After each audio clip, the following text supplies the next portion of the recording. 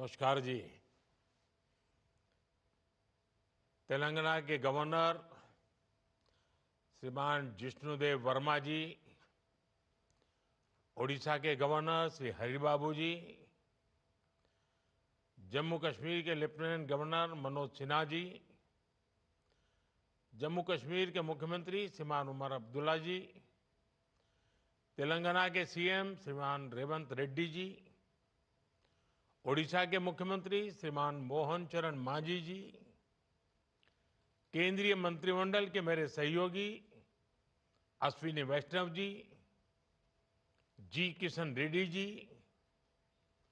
Doctor Jitendra Singh ji, V Somaiya ji, Ravneet Singh Bittu ji, Bandi Sanjay Kumar जी,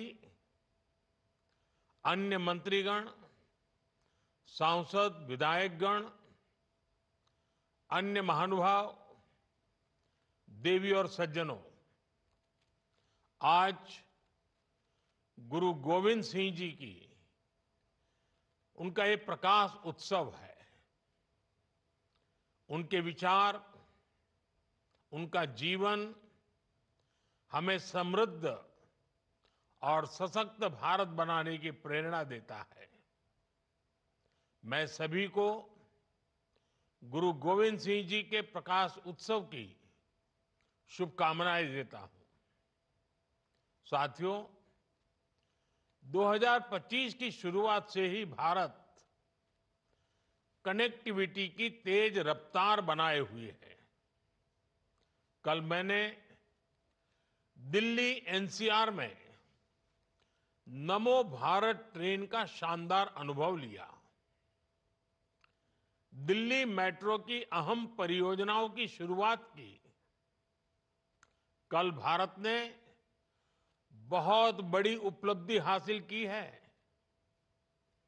हमारे देश में अब मेट्रो नेटवर्क 1000 किलोमीटर से ज्यादा का हो गया है।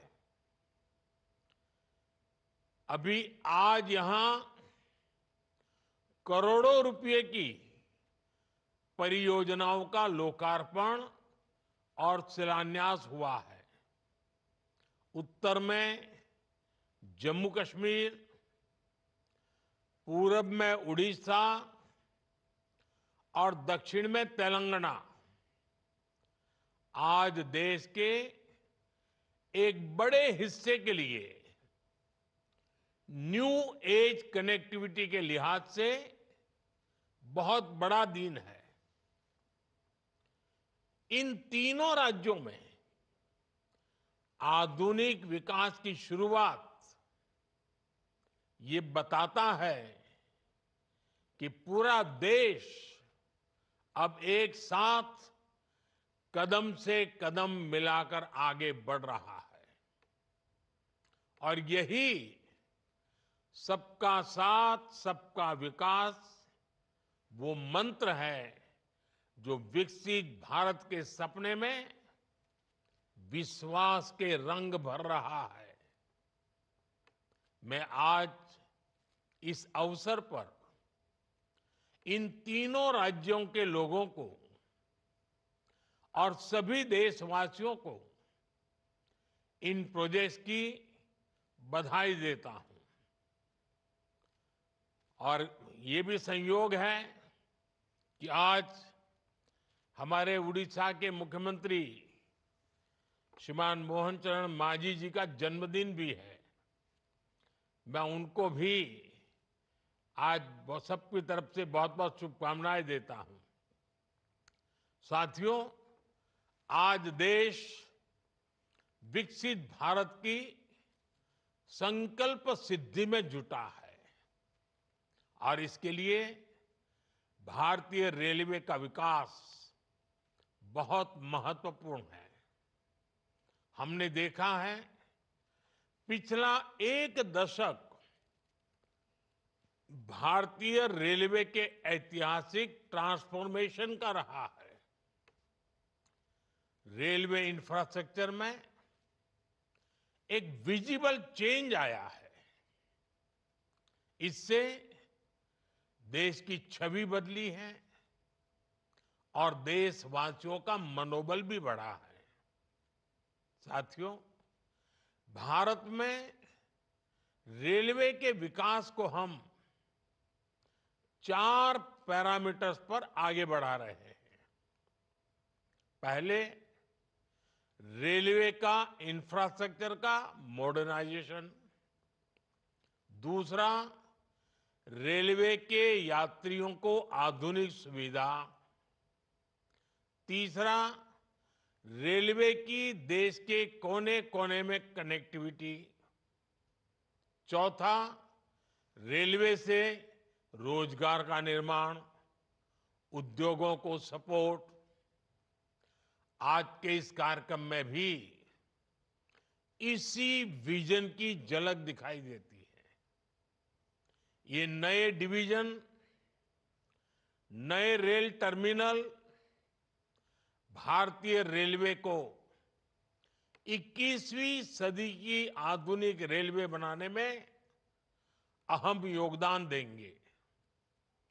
इनसे देश में आर्थिक समृद्धि का इकोसिस्टम डेवलप करने में मदद मिलेगी, रेलवे के संचालन में मदद मिलेगी, निवेश के ज्यादा मौके बनेंगे और नई नौकरियों का सृजन भी होगा।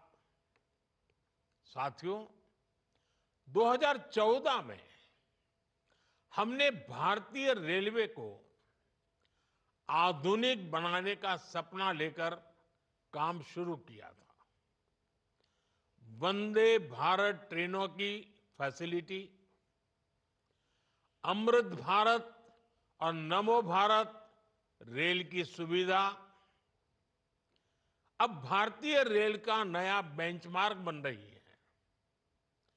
आज का एस्पिरेशनल इंडिया कम समय में बहुत ज्यादा पाने की आकांक्षा रखता है। आज लोग लंबी दूरी की यात्रा को भी कम समय में पूरा करना चाहते हैं। ऐसे में देश के हर हिस्से में हाई स्पीड ट्रेनों की मांग बढ़ रही है। आज 50 से ज्यादा रूट्स पर वंदे भारत ट्रेनें चल रही हैं। 136 वंदे भारत सेवाएं लोगों की यात्रा को सुखद बना रही हैं। अभी मैं 2-3 दिन पहले ही एक वीडियो देख रहा था। अपने ट्रायल रन में वंदे भारत का नया स्लीपर वर्जन कैसे 180 किलोमीटर प्रति घंटा की रफ्तार से दौड़ रहा है, और ये देखकर मुझे ही नहीं, किसी भी हिंदुस्तानी को अच्छा लगेगा। ऐसे अनुभव ये तो शुरुआत है। वो समय दूर नहीं जब भारत में पहली बुलेट ट्रेन भी दौड़ेगी। साथियों, हमारा लक्ष्य है कि फर्स्ट स्टेशन से लेकर डेस्टिनेशन तक भारतीय रेल से यात्रा एक यादगार अनुभव बने। इसके लिए देश में 1300 से ज्यादा अमृत स्टेशनों का कायाकल्प भी हो रहा है। पिछले 10 वर्षों में रेल कनेक्टिविटी का भी अद्भुत विस्तार हुआ है। 2014 तक देश में सिर्फ 35% रेल लाइनों का इलेक्ट्रिफिकेशन हुआ था। आज भारत रेल लाइनों के 100% इलेक्ट्रिफिकेशन के करीब है। हमने रेलवे की रीच को भी लगातार एक्सपांड किया है। बीते 10 वर्षों में 30,000 किलोमीटर से ज्यादा नए रेलवे ट्रैक बिछाए गए हैं।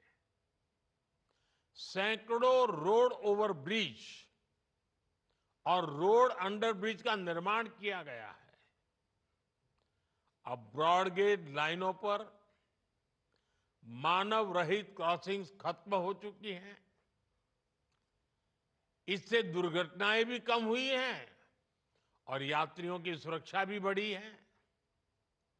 देश में डेडिकेटेड फ्रेट कॉरिडोर जैसे आधुनिक रेल नेटवर्क का काम भी तेजी से पूरा हो रहा है। ये स्पेशल कॉरिडोर बनने से सामान्य ट्रैक पर दबाव कम होगा और हाई स्पीड ट्रेनों को चलाने के अवसर भी बढ़ेंगे।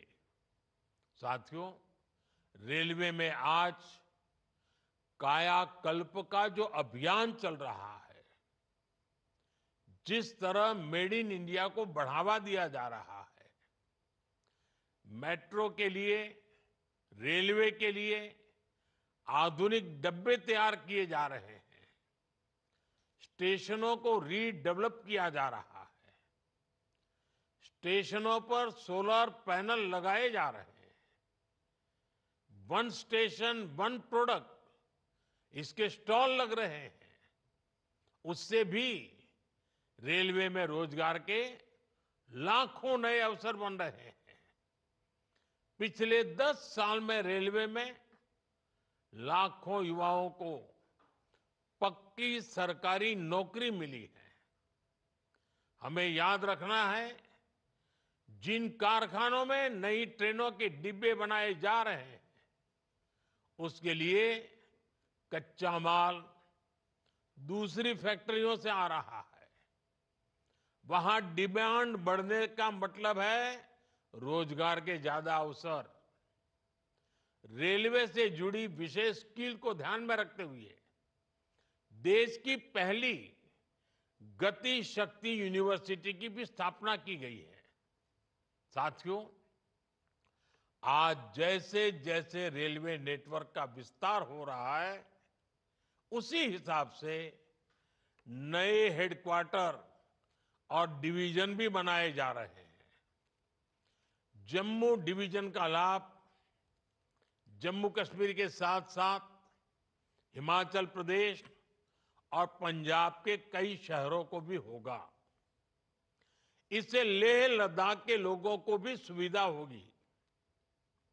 साथियों, हमारा जम्मू कश्मीर आज रेल इंफ्रास्ट्रक्चर में नए रिकॉर्ड बना रहा है।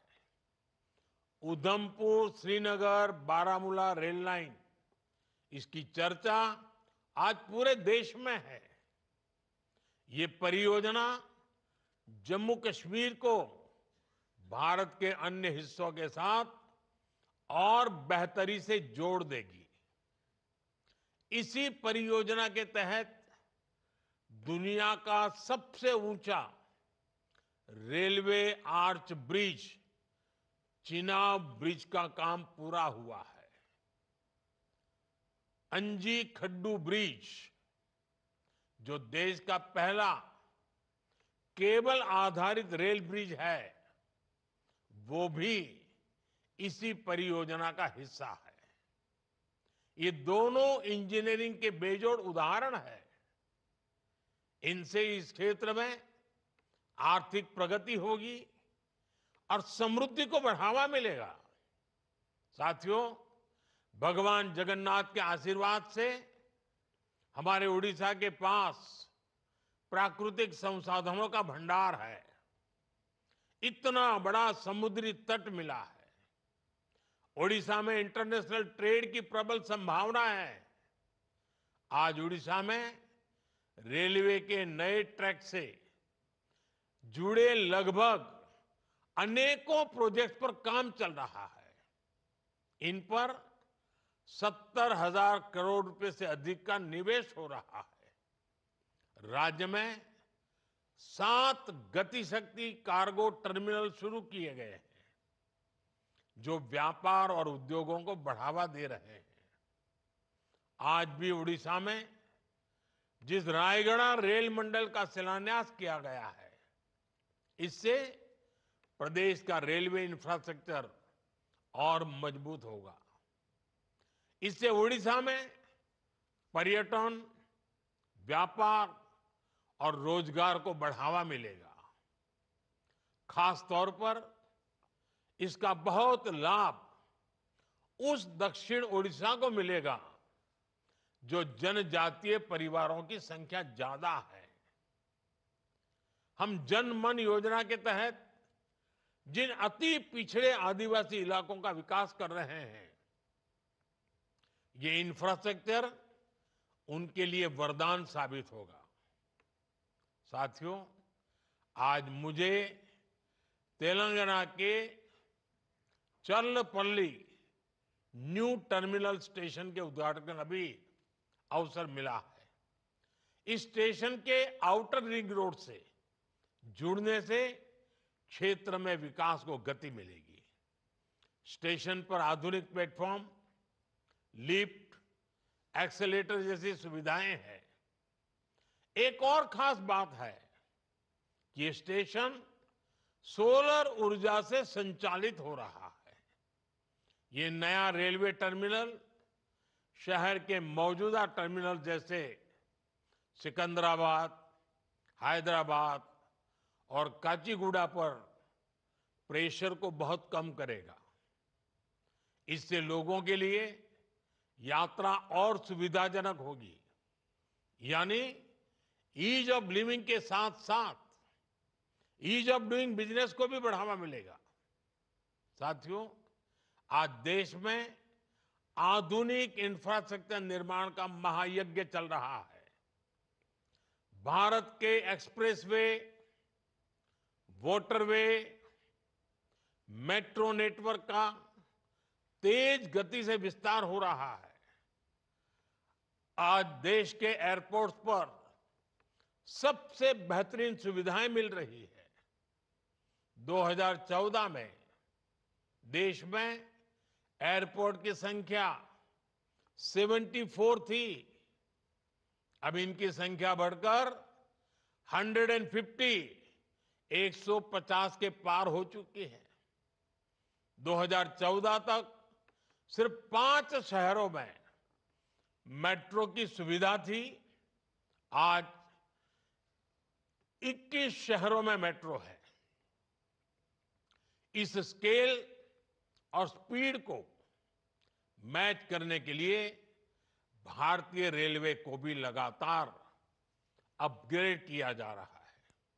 साथियों, ये सभी विकास कार्य विकसित भारत के उस रोडमैप का हिस्सा है जो आज हर देशवासी के लिए एक मिशन बन चुका है।